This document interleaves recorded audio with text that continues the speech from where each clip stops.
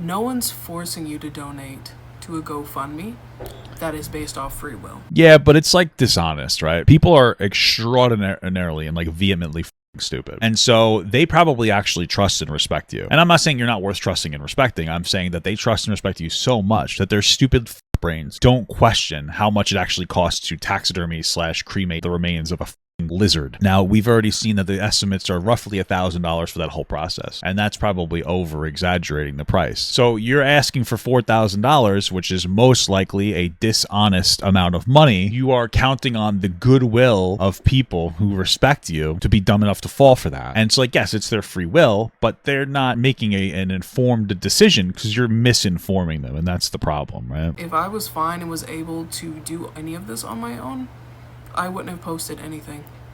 But instead, you want to come to the internet and say I'm begging for money and trying to profit off of my daughter's death.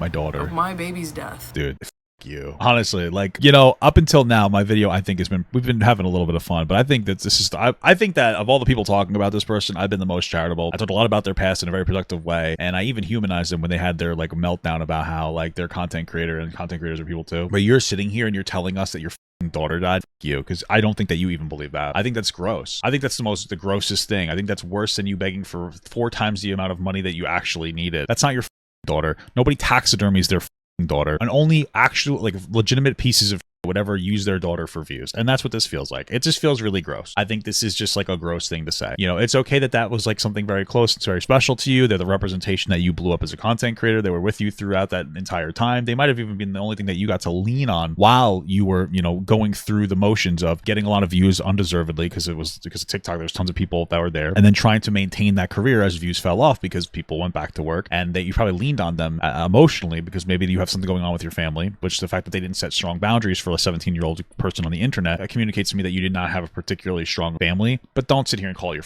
daughter, because I think that that's gross, and I don't even think that you believe that, and it's just kind of disrespectful to people that have actual children and not lizards.